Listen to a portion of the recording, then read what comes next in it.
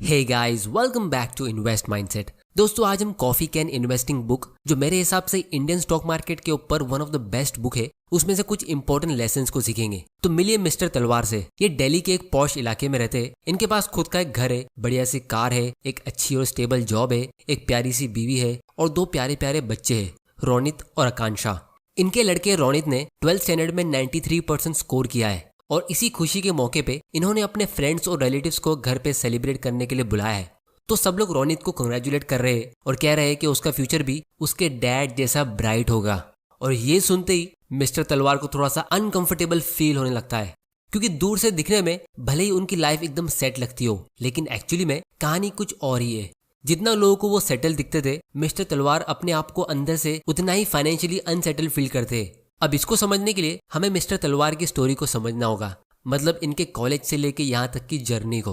तो मिस्टर तलवार ने भी अपनी यंग एज में काफी अच्छे से पढ़ाई की थी। उन्होंने भी 12th स्टैंडर्ड में 95% स्कोर किया था। फिर उन्होंने एक टॉप कॉलेज से इंजीनियरिंग की, फिर एक टॉप कॉलेज से अपना MBA कंप्लीट किया, जिसमें वो काफी अच्छे मार्क्स से पास हुए थे। और फिर फौरन उन्हें एक 2 लाख पर ईयर का पैकेज मिल गया था, जो उस टाइम पे बहुत ज्यादा था, क्योंकि ये 1990s की बात है। अगर हम 2 लाख रुपीस पर मंथ की सैलरी को 7% के हिसाब से कैलकुलेट करें तो आज की तारीख में आप इसे 20 से 25 लाख रुपए की पर ईयर सैलरी कह सकते हो।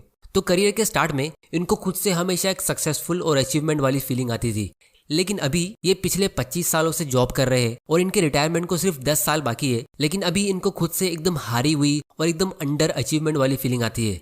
क्योंकि जब इन्होंने जॉब करना शुरू किया था तो इन्होंने खुद से ये प्रॉमिस किया था कि ये 40 साल की एज में ही एकदम अच्छी लाइफस्टाइल पे रिटायर हो जाएंगे, लेकिन अब ये 50 साल के हो चुके हैं और इन्होंने रिटायरमेंट का आर भी अचीव नहीं किया है। और सबसे डेंजरस चीज ये है कि इनको कोई आइडिया भी नहीं है कि इनको कहाँ और कैसे अपने रिटायरमेंट के बारे में सोचना चाहिए। क्योंकि जब इनका जॉब लगा था तो इन्होंने शुरुआत में कुछ साल तक कुछ भी सेविंग्स नहीं की थी। ये ज्यादातर पार्टीज और घूमने फिरने पे खर्चा करते थे।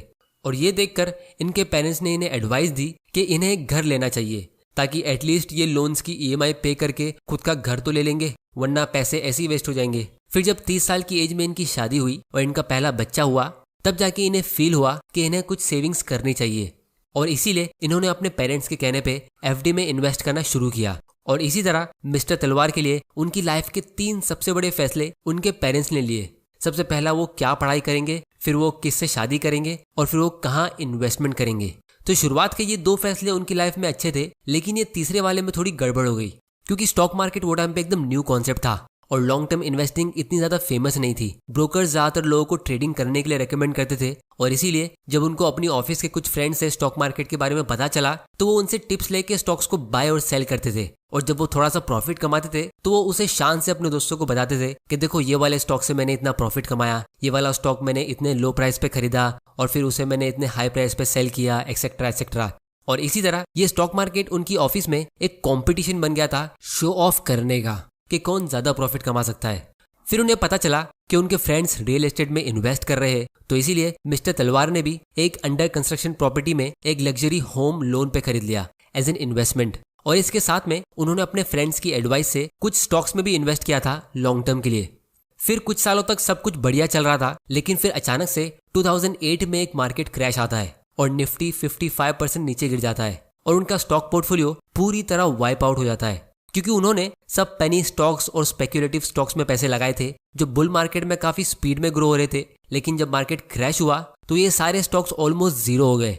और तब इन्होंने अपने आप से प्रॉमिस कर ली कि ये स्टॉक मार्केट में कभी भी इन्वेस्ट करेंगे ही नहीं। लेकिन इन्हें चिंता करने की जरूरत नहीं थी, क्योंकि उनकी मेजॉरिटी वेल्थ रियल एस्टेट में इन्वेस्टेड थी, जहां उन्होंने एक ब्रांड न्यू बिल्डिंग में इन्वेस्ट किया था।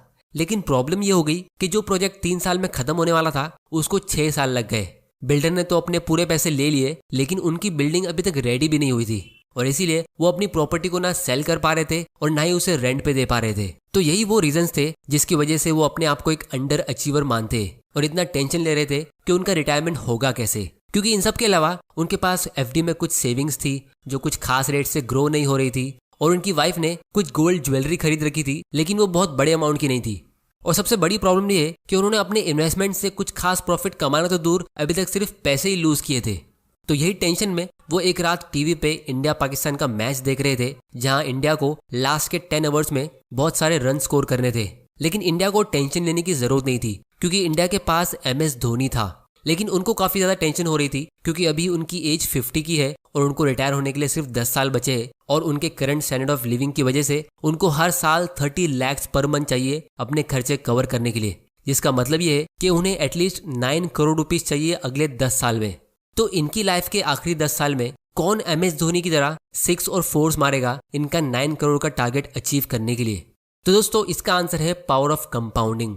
लेकिन उससे पहले हम यहाँ पे मिस्टर तलवार की कुछ मिस्टेक्स को एनालाइज करते हैं, क्योंकि ये सब वही मिस्टेक्स है जो मेजॉरिटी लोग यानी 99% लोग अपनी लाइफ में करते हैं। तो सबसे पहली मिस्टेक है नो क्लियर इन्वेस्टमेंट प्लान। उन्होंने कोई भी ऑर्गेनाइज तरीके से इन्वेस्टिंग की नहीं। जब वो अपनी यंग एज में अच्छे पैसे कमा रहे थे और उनके पास कंपाउंडिंग के पावर को यूज करने के लिए टाइम था, तो उन्होंने कोई भी ढंग की इन्वेस्टमेंट स्ट्रेटेजी फॉलो नहीं की जिससे उनको लॉन्ग टर्म में अच्छा रिटर्न मिल सके। उनको जहां पैसे लगाने का मन हुआ उन्होंने वहां पैसे लगा दिए। जैसे उनको कोई पेनी स्टॉक्स में इन्वेस्ट करने का मन किया तो उन्होंने कर दिया और शॉर्ट टर्म में प्रॉफिट कमा के अपने दोस्तों को दिखाया। फिर उनको रियल एस्टेट में एक बड़ा अमाउंट इन्वेस्ट करने का मन हुआ तो उन्होंने वहां कर दिया। लेकिन उन्होंने ये कैलकुलेट नहीं किया कि उससे उनको फ्यूचर में कितना % का रिटर्न मिल सकता है, और ना ही उन्होंने इससे पता लगाने की कोशिश की। और आज भी जो लोग रियल एस्टेट में इन्वेस्ट करते हैं, फिर चाहे वो लोन पे घर लेते हैं या कैश में प्लॉट खरीदते हैं, तो उनको भी कोई आइडिया नहीं होता है कि उनको उससे कितना % का रिटर्न मिलेगा। लोग अक्सर एक बड़ा अमाउंट इन्वेस्ट करते हैं और उसके बदले में उनको एक बड़ा रिटर्न मिलता है, तो उनको यही लगता है कि रियल एस्टेट स्टॉक मार्केट के मुकाबले सबसे बेस्ट है।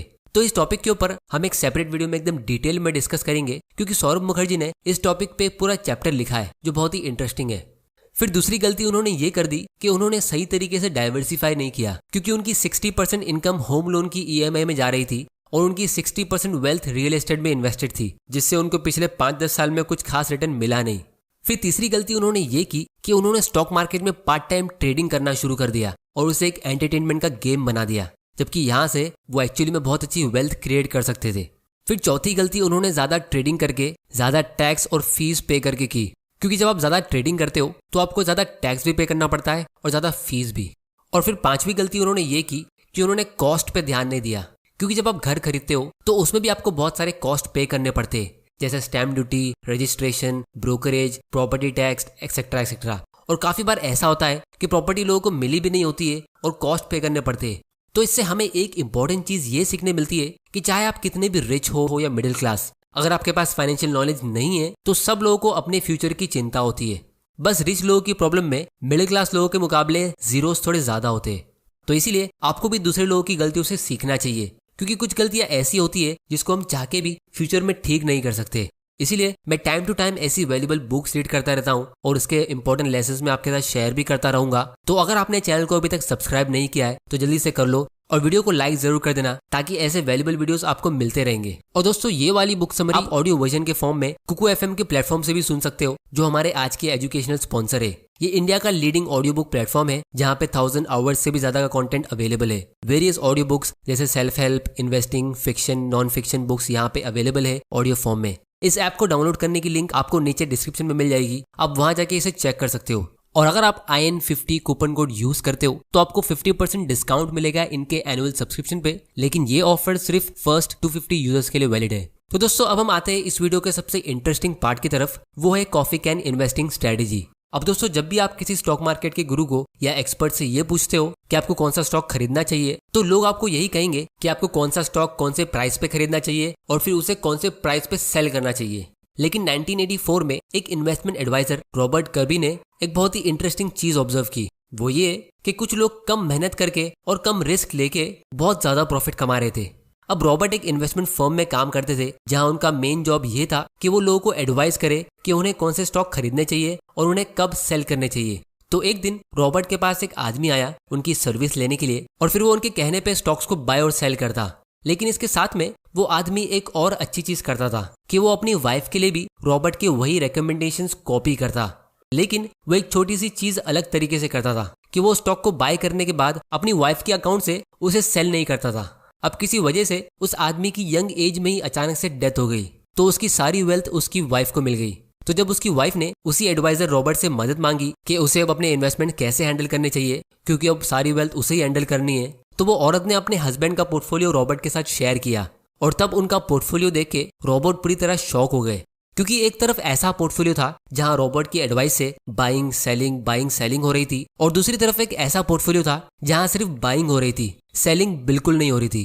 जिसकी वजह से इस दूसरे वाले पोर्टफोलियो का परफॉर्मेंस पहले वाले से काफी ज्यादा अच्छा था, क्योंकि उसमें कुछ स्टॉक्स ऐसे थे जो बहुत ज्यादा ग्रो हो चुके थे और एक स्टॉक ऐसा था जो इतना ग्रो हो गया था कि उतना अमाउंट पहले वाले पूरे पोर्टफोलियो में ही नहीं था, जबकि दोनों पोर्टफोलियो में सेम अमाउंट इन्वेस्ट किया गया था। तो इस बाय वाले पोर्टफोलियो की आउट परफॉर्मेंस का मेन रीजन ये था कि जब कोई स्टॉक किसी पोर्टफोलियो में बहुत ज्यादा ग्रो होता है तो एकेडमिक फाइनेंस के लोग आपको ये कहेंगे कि आपको उस विनिंग स्टॉक को सेल करके अपने पोर्टफोलियो को रीबैलेंस करना चाहिए, और जो स्टॉक्स ग्रो नहीं होते तो उनमें आपको ज्यादा इन्वेस्ट करना चाहिए। लेकिन ये एक बहुत ही यूजलेस स्ट्रेटेजी है, तो इसीलिए रॉबर्ट कभी ने ये टर्म डेडिकेट किया कॉफी कैन इन्वेस्टिंग, जहां आप अपने पोर्टफोलियो को कई सालों तक बिल्कुल भी टच नहीं करते हो। जब पहले जमाने में लोग अपनी कीमती चीजें जैसे gold, precious metals, important documents या शेयर्स के सर्टिफिकेट एक कॉफी के कैन में रखते थे, जहां वो उसे किसी सेफ जगह पर रख के सालों साल भूल जाते थे, और जब उन्हें जरूरत पड़ती थी तभी उसे निकालते थे, जिसकी वजह से जब वो उसे काफी सालों बाद चेक करते थे तो उनमें से कुछ चीजों की वैल्यू बहुत ज्यादा बढ़ चुकी होती थी। जैसे रॉबर्ट के वही क्लाइंट के सिर्फ $5,000 का इन्वेस्टमेंट 10 साल में $8 लाख में ग्रो हो गया था, और कुछ स्टॉक्स की वैल्यू 5,000 से ग्रो होकर $1 लाख तक ग्रो हो गई थी। लेकिन ऐसी ग्रोथ रॉबर्ट के बाय एंड सेल वाले पोर्टफोलियो में किसी स्टॉक की नहीं हुई थी। तो यही इस बुक का सबसे इंपॉर्टेंट लेसन है। अब दोस्तों, आज के जमाने में हमारे पास शेयर्स के सर्टिफिकेट नहीं होते, और ना ही इंडिया में हम कॉफी कैन यूज करते, क्योंकि हमें तो ऑनलाइन शेयर्स मिलते हैं अपने ब्रोकर के मोबाइल ऐप से। तो पर्सनली जब मैं किसी स्टॉक में लॉन्ग टर्म के लिए इन्वेस्ट करता हूं तो उसके बाद मैं वो ब्रोकर का मोबाइल ऐप अनइंस्टॉल कर देता हूं, ताकि मुझे रोज रोज अपने पोर्टफोलियो की वैल्यू देखने का मन ना करे और मैं स्टॉक्स को बार बार बाय सेल करने के गेम में ना फंस जाऊं। तो इसीलिए जब भी मुझे स्टॉक्स को बाय करने का मन होता है 3 महीने या 6 महीने में, तब मैं अपने ब्रोकर के ऐप्स को इंस्टॉल करके बाय का ऑर्डर प्लेस कर देता हूँ। और ये चीज मैंने मल्टीपल ब्रोकर्स के साथ की है, ताकि मेरा लॉन्ग टर्म इन्वेस्टमेंट पोर्टफोलियो मेरे शॉर्ट टर्म ग्रोथ पोर्टफोलियो के साथ मिक्स ना हो जाए। जैसे एंजल ब्रोकिंग के ऐप से मैंने अपने और अपने फैमिली मेंबर के नाम से लॉन्ग टर्म के लिए शेयर्स बाय किए, तो वो ऐप मेरे मोबाइल में कभी इंस्टॉल रहता ही नहीं है। और फिर दूसरे ब्रोकर्स जैसे अपस्टॉक्स के साथ मैं हाई क्वालिटी के ग्रोथ स्टॉक्स में इन्वेस्ट करता हूँ, तो उसमें भी मैं स्टॉक्स को बाय करके उस ऐप को अनइंस्टॉल कर देता हूँ। तो इसीलिए अगर आपके पास स्टॉक्स में इन्वेस्ट करने के लिए डीमैट अकाउंट नहीं है तो फ्री में अकाउंट ओपन करने की लिंक आपको नीचे डिस्क्रिप्शन में मिल जाएगी। आप वहां जाके अपना अकाउंट ओपन कर सकते हो। और एक बार जब आपका अकाउंट ओपन हो जाए और आपने शेयर्स परचेस कर लिए, तो मेरी एडवाइस भी आप लोगों के लिए यही होगी कि आप शेयर्स बाय करके उस ऐप को अनइंस्टॉल कर दो, क्योंकि शेयर्स तो अल्टीमेटली हमारे CDSL के अकाउंट में स्टोर होते हैं। ब्रोकर्स का ऐप तो सिर्फ एक प्लेटफॉर्म है बाइंग और सेलिंग करने के लिए, और स्टॉक का प्राइस सिर्फ आपके शेयर्स को बाय और सेल करते समय मैटर करता है। उसके बाद तो आपकी कंपनी क्या कर रही है वो मैटर करता है। और डिविडेंड्स तो हमें डायरेक्टली अपने बैंक अकाउंट में मिल जाते हैं, हमें उसे मांगने की भी जरूरत नहीं पड़ती है, वो ऑटोमेटिकली कंपनीज पे करती है। क्योंकि जितना ज्यादा आप अपने पोर्टफोलियो को देखोगे तो आपको उसे चेंज करने का मन करेगा, और अल्टीमेटली आपको उतना कम रिटर्न्स मिलेगा। तो इसीलिए एक बार जब आपने अच्छी कंपनी सिलेक्ट कर ली तो आपका काम खत्म हो गया है, आपको बस उन्हें कंपाउंड होने देना है। तो इसी तरह मैंने अपना modern coffee can style portfolio बनाया है, जो है अनइंस्टॉल द ऐप पोर्टफोलियो। इस स्ट्रेटेजी के हिसाब से स्टॉक सिलेक्शन कैसे की जाती है, पोर्टफोलियो एग्जैक्टली बनाया कैसे जाता है, हम इसको फ्यूचर में डिस्कस करेंगे। तो अगर आपको इस वीडियो से कुछ सीखने मिला और आप इस स्ट्रेटेजी को और डिटेल में जानना चाहते हो तो नीचे कमेंट करके बताओ, हम उसे फ्यूचर में जरूर कवर करेंगे। तो दोस्तों, आज की वीडियो में इतना ही। उम्मीद है कि आपको इससे कुछ ना कुछ सीखने जरूर मिला होगा। तो चैनल को सब्सक्राइब जरूर कर लेना और बेल आइकन को प्रेस कर देना, ताकि आपसे कोई वैल्यूएबल वीडियोस मिस ना हो जाए। वीडियो पसंद आया तो इसे लाइक करो, नहीं पसंद आया तो डिसलाइक करो। आपका वैल्यूएबल टाइम देने के लिए thank you and good bye.